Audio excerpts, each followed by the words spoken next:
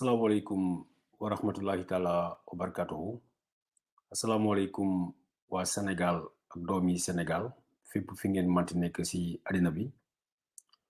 maa ngi leen di nuyu maa ngi leen di siyaara di leen baalaq te di ko sàkku ci kenn ku ne ci yéen di leen wax ni weeru koor gi li ci des bareetul pour Cissé yi ak Mbayeen yi di ñaan yàlla sunu borom lépp luñ fi def muy jumte yàlla nañ ko yàlla jéggal lépp luñ ci def muy jaamu yàlla nañ ko yàlla fulal ba mu gën a am barke. mbokk yi tey la mardi du 11 avril 2023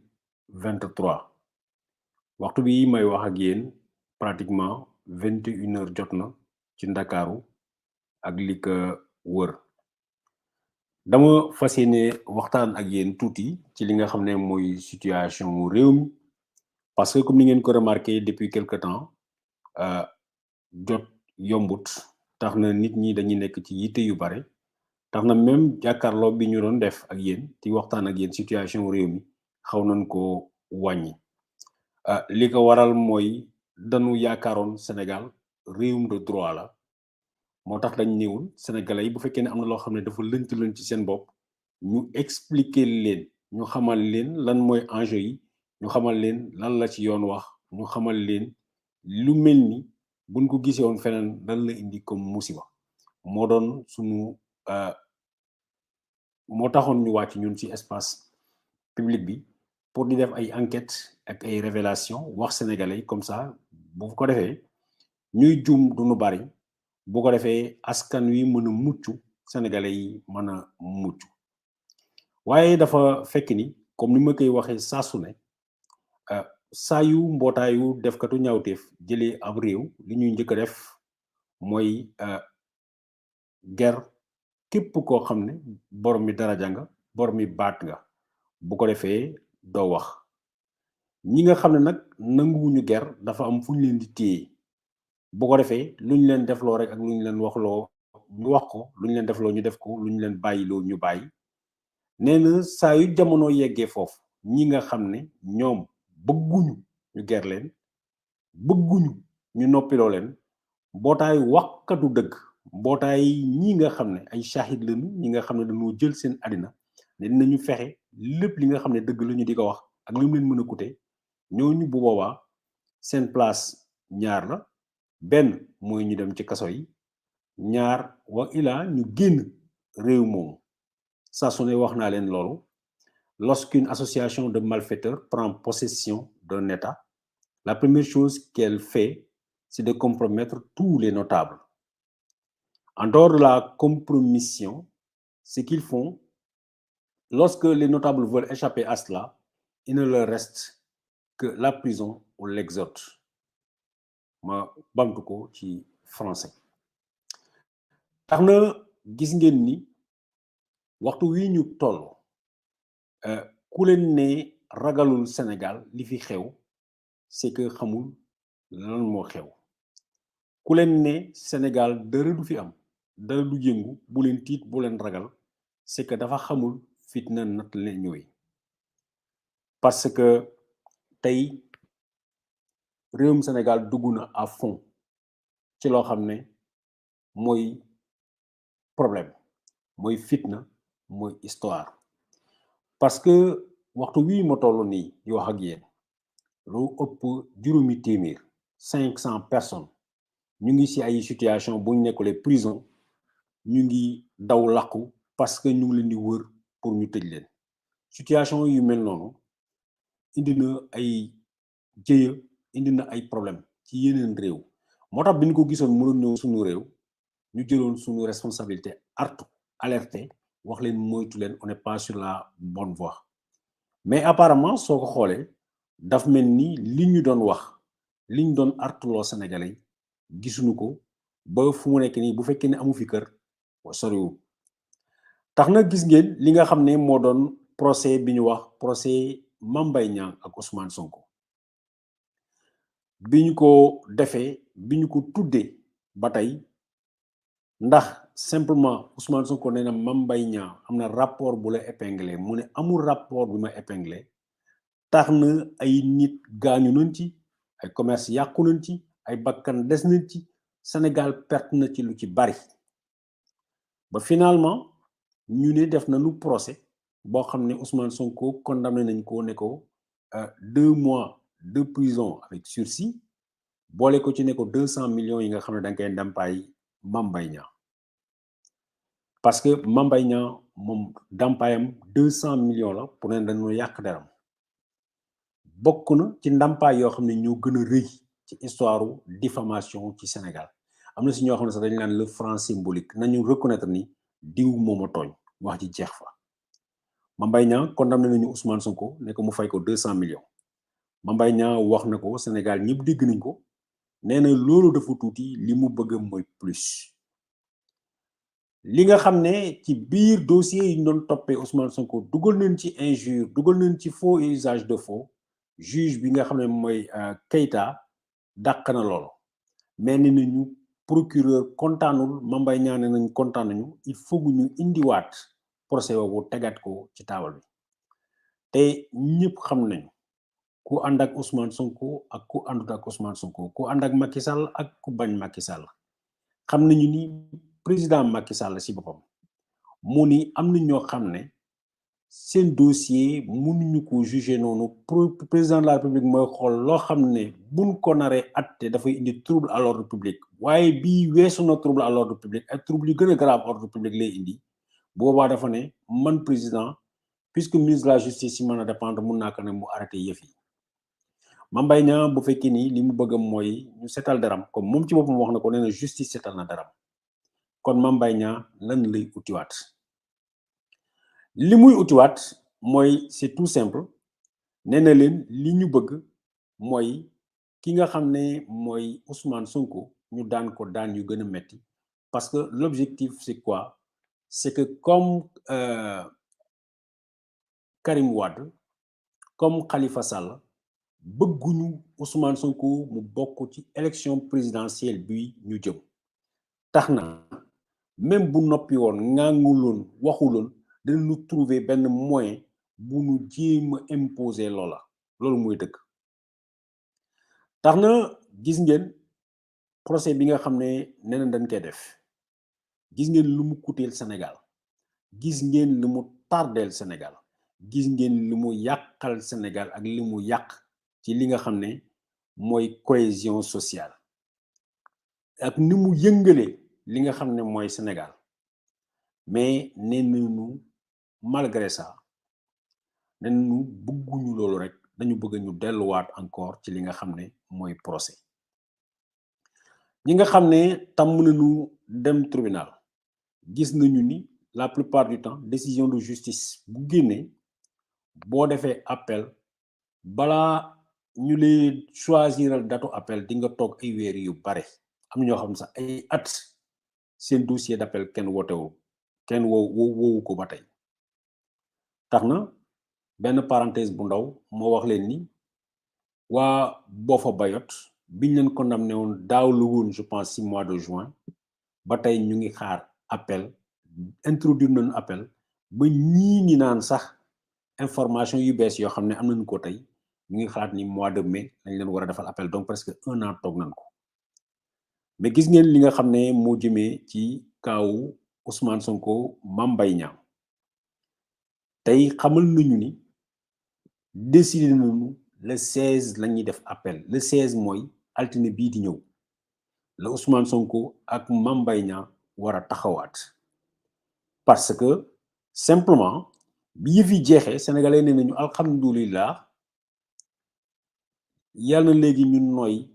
Ousmane Sonko ñu ci bari nee nañu ñu ngi koy ñaan mu noppi bu mu waxati si ñii na préparé wu concentré wu focus ci li nga xam ne mooy élection présidentielle mais nee nañu déedéet loolu du am il faut mu ñu wuy si Mame Mbaye Niang l'objectif mooy que nañu ne Ousmane Sonko daan nañ ko daan boo xam ne du bokk ci élection présidentielle te bu fekkee ne am na ñu ni loolu garaawut mën a nekk dara du yëngu man tiital na ma te defe naa ni tiital na ñu bare ñi ci doomu Sénégal parce que ne serait-ce que pour l'élégance de la démocratie bu ñu ne élection dañu war a bàyyi ñëpp ñu bokk mais lu bokkul ak waxu élégance ak démocratie ak bëgg jàmm ne serait-ce que bëgg jàmmu Sénégal tax na nu xalaat ni bu dee l'honneur de Mame Mbaye Niang moom lañ ne moo entaché woon moom la ñu bëgg a seetal foog naa ni li nga xam ne moo di résultat ba génne woon condamnation bi ñu condamné Ousmane Sonko bu fekkee ne pour woon Mame Mbaye Niang ni rek li la Ousmane Sonko waxal rapport bi nga xam ne tudd na ko indiwu ko donc yow yaa wax dëgg loolu doy na ci sëkk ak barke mais gis ngeen nee nañu dinañu demaat encore ci appel mooy dinañu fitnal waatal Sénégal dinañu fitnal waatal doomi Sénégal te mu mën a indi conséquence bu ne ci réew mi tax na bu fekkee ni am na ñoo xam ne dañ ma naan bàyyil di wax waa kër ñàkk jàmm foog naa ni bu nu gisee yi nga xam ne muy ñëw saa su ne dinañu comprendre su ma ne waa kër ñàkk jàmm lu taxoon ma choisir moo boobu parce que waa kër ñàkk jàmm mooy nit ñoo xam ne dañuy xëy suba ba ngoon bés bu ne dara taxu leen jóg mooy nañu seet naka la ñuy def ba nit ñi tiit ba nit ñi bu ñu am jàmm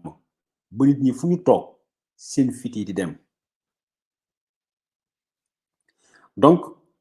ku xalaat weeru koor bii ñu nekk ku xalaat ni àddina nooy sax sunu borom moo ko yor ni ku xalaat ni tey doomi adama dina la ne maa ngi dem tel bërëb du yegg mu daanu xalaat yu boobu doomi adama wala yooyu doomi adama ñu toog ñoom ñu ne li ñuy def complot nañu taxaw faagaagal nit ba mu jaral la lor bu ñu mënee lor sax seen bopp ci loolu ñu def ko ci loolu la ñu nekk tey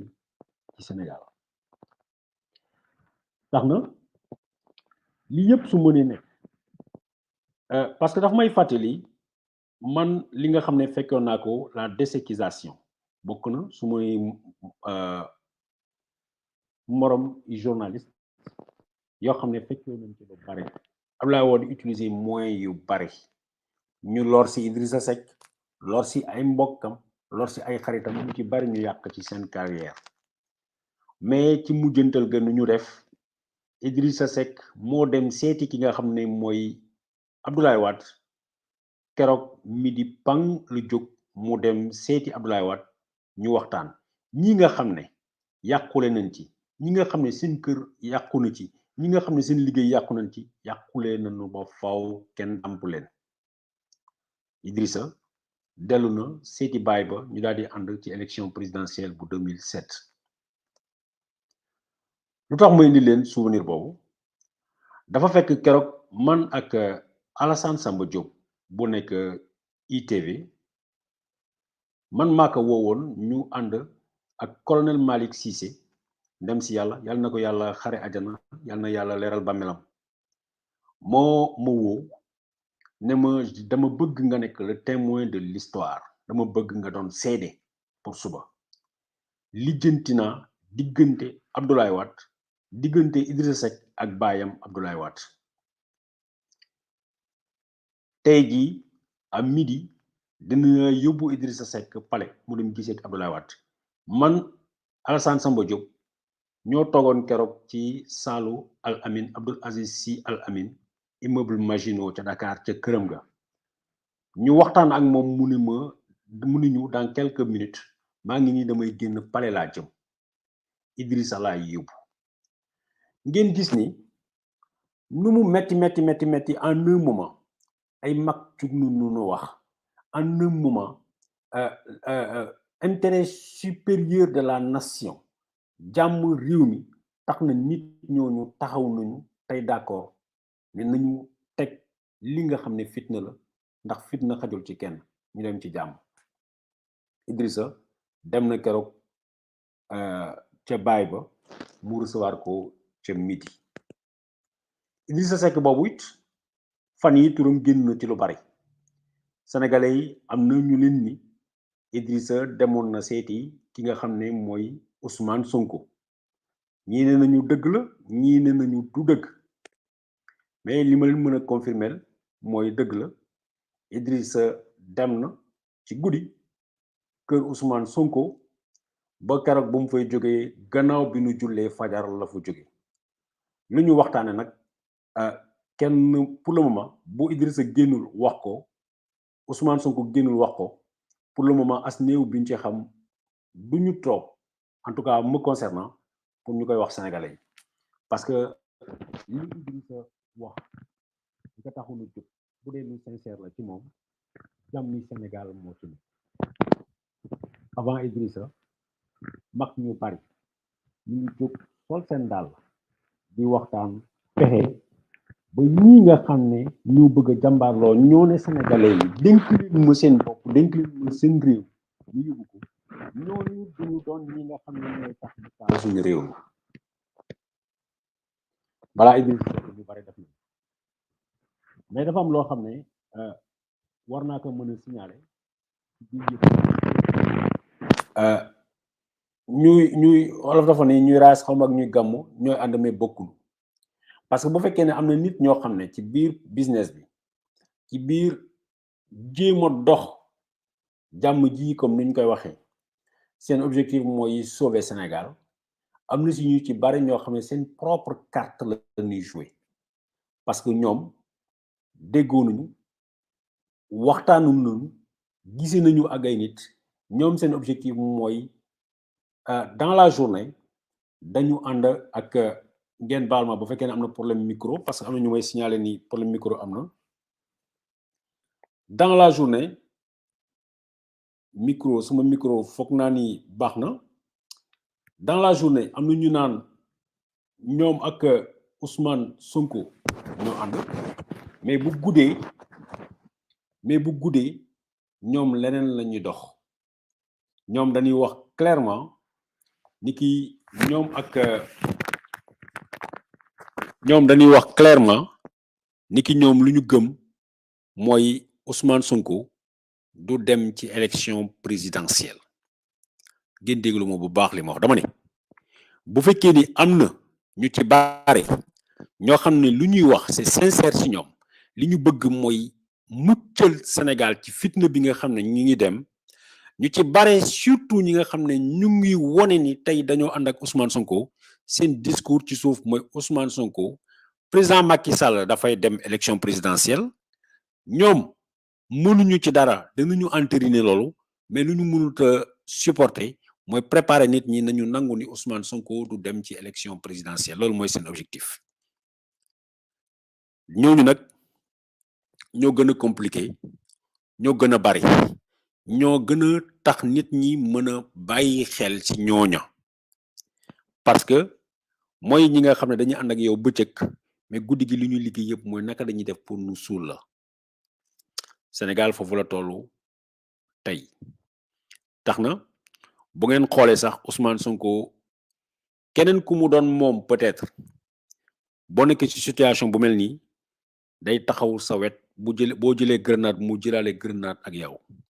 mais gis ngeen ci xeex bi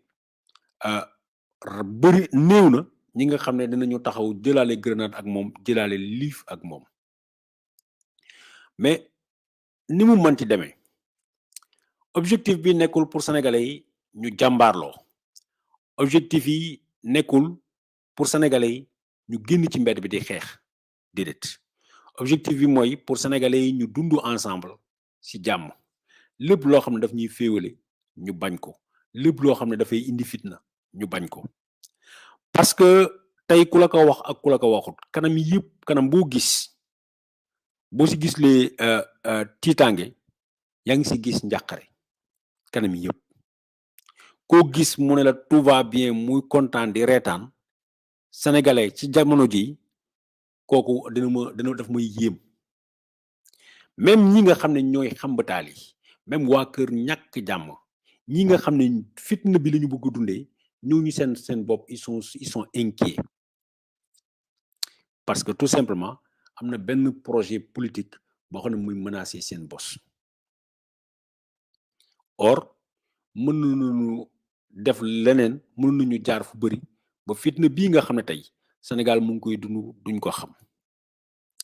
tax na vague d'arrestation yi nga xam ne moo amee ci réew mi 2006 comme 2005 laa bindoon livre ci Côte d'Ivoire moo tuddee ko violence d'une transition manquée ma bind li nga xam ne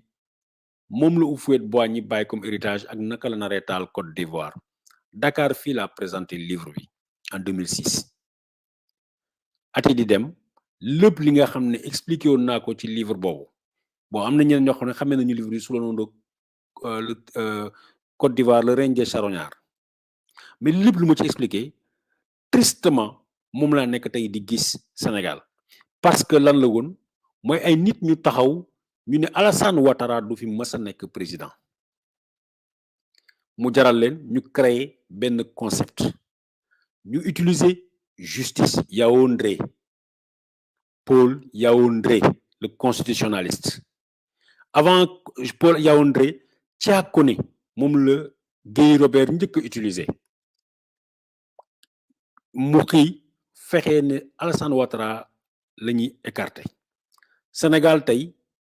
Ousmane Sonko moom mooy remplacer même bu fekkee ne seen trajectoire yi bokkut Alassane Ouattara bu Côte d'Ivoire jamono jooju tout sauf Sonko comme ni ñu defoon démb tout sauf Ouattara mbañeelu Alassane Ouattara tax na ba yaayam bi nga xam ne mu ngi tudd Nabintou Cissé dafa gaañu ñu suul ko ca armeel ya Williamsville jeunes yi nga xam ne tey maa ngi leen di xoole comme bande bee nga xam ne ñu ngi saaga nit ñi ñu ngi yor ay jaas yi ñu ngi yor ay paaka naan nit ñi dinañ leen rey bande yu mel noonu Laurent Gbagbo amoon dañu dem Nabintou Cissé Adja Nabintou Cissé yal na yàlla yokk leeram dañ koo dem sulli ci bàmmeelam sànni ko parce que lépp luy sacré nit ñi ci loolu la ñuy attaqué wu ndax mbañeel indi na fitna bu metti jàpp nañu ay nit ñu tëj leen ci kaso yi jàpp nañu ay nit ñu rey leen am na ay nit ñoo xam ne dañoo disparaître ba tey kenn xamul fu ñu dem loolu moo xewoon ca Côte d'Ivoire terewul Alassane Ouattara nekk na président ña nga xam ne dañoo àndoon ak Alassane Ouattara di xeex waa kër Laurent Gbagbo ak ñi nga xam ne dañoo duggoon ay victimes collatérales lañu ñu rey leen wala ñu yàqal leen 10 ans après ba xeex bu metti amee ñeneen encore nit dee ci tey gis nañu Laurent Gbagbo ak Alassane Ouattara mon frère la ñuy wootante ñaata famille ñaata doom ñaata xale ñoo toog seen baay du dellusiwaat ñaata famille la seen yaakaar di dem yaakaar mooy góor boo xam ne wala jigéen boo xam ne mooy yéen woon njaboot ga ndaxte dafa am lu ngeen di fàtte boo yi bari dañ naan wuy grand bi dafa daw grand bi dafa war a ñëw mu wax ñu lan lañu war a def man xeexaanuma parce que dama xam xeex dama xam conséquences yi muy def soo say dañu ni soo bañee gis nee na ñu xeex mooy tax nga gis néew sa xarit ci lu gaaw ñeneen ñu xeex mooy tax nga gis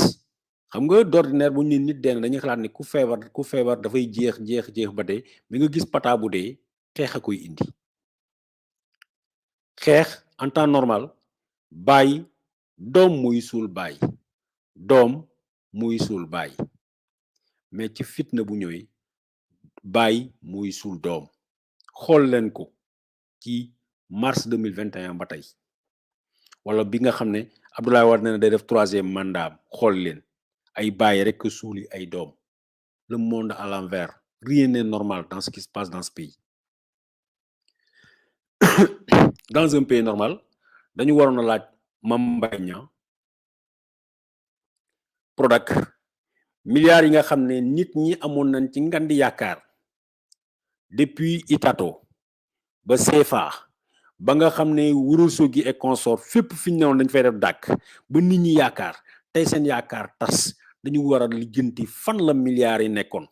kan moo jël milliards yi fan la dugg ki ko jël ñu topp la mais ku wax ni xalaat nañ ni dañ la tudd ci milliards yi ñooñu waruñu nekk ñi nga xam ne ñoom la ñuy teg ci yoon. dañu jël fitna utiliser ko solloo ko yëre justice di traquer ay nit di jàpp ay nit dugal leen ci kaso bi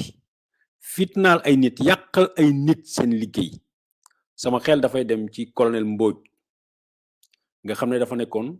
ci centre des études xawma de défense et consort keroog bi mu waxee ni la responsabilité pénale elle est individuelle wax ni à un ordre illégal aucun officier ou aucun agent ne doit obéir à un ordre illégal keroog yàqal nañ ko liggéeyam bi jëlee nañ ko foofu mu doon liggéey exemple yi bari na chaque jour ñu teg ci suñu tànk mu mel nii du Sénégal man sama classe gi bi ma doon wax dama doon wax lii mooy droit lii mooy yoon lii la xel nangu mais Sénégal lii droit li xel nangu li nga xam ne mooy dëgg bëggatuñu ko wax mooy waral ku mel ni Frédéric Nappel nga xam ne délinquant la nga xam ne policier la boo xam ne tëj nañ ko tëjatiku ci xëy tooxiitu na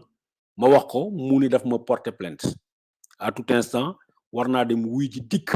pour nee na dama yàq deram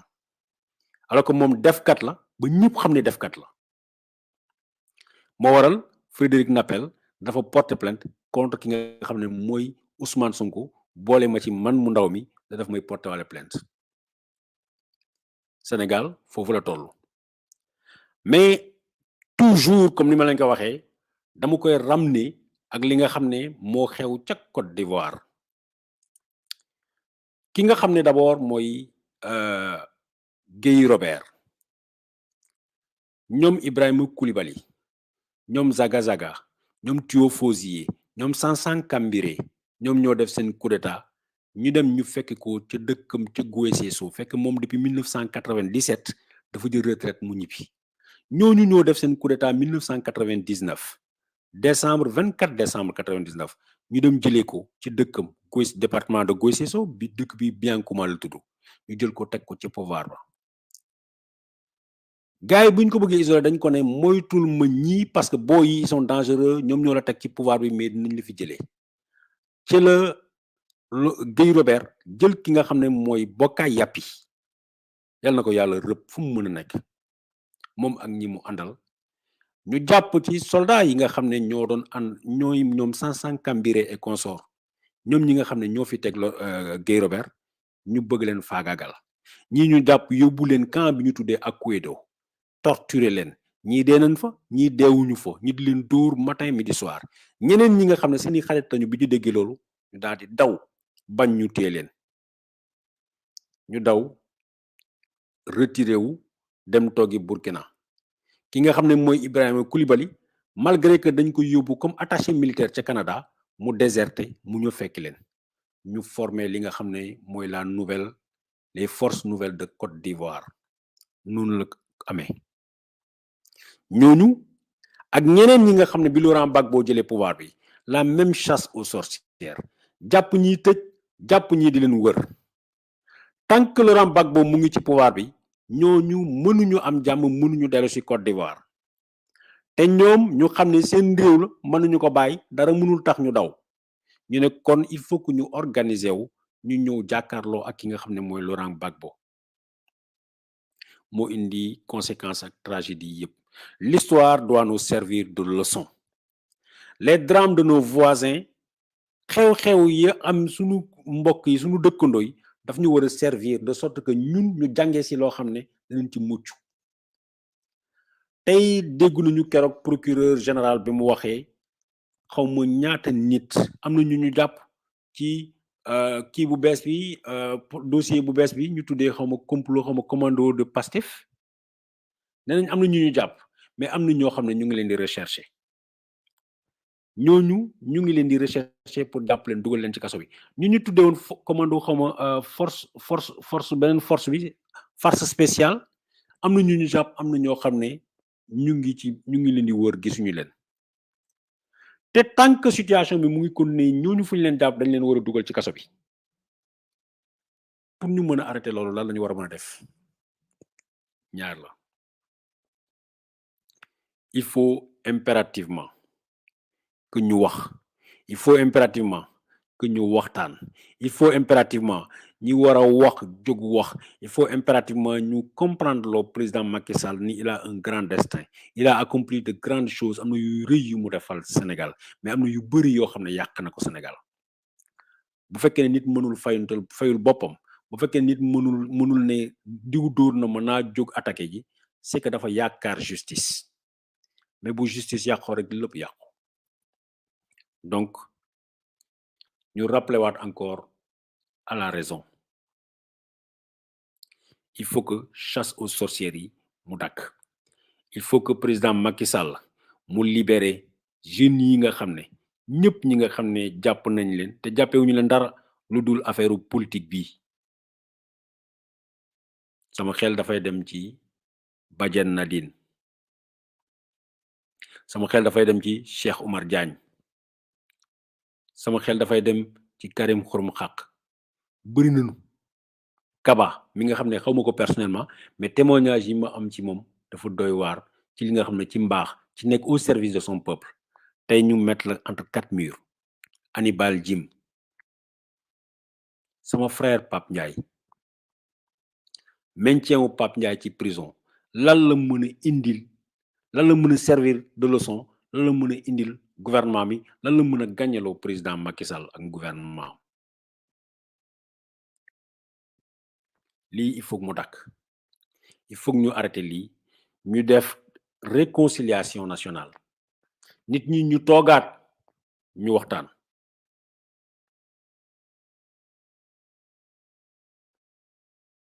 Nit ñi ñu toogaat ñu waxtaan. Loolu mooy solution loolu moo ñu mën a muccal ci fitna yi ak guute yi nga xam ne ñoom la ñuy jëm a kàmbal. mbokk yi Sénégal moo ñu mag. Sénégal moo ñu mag.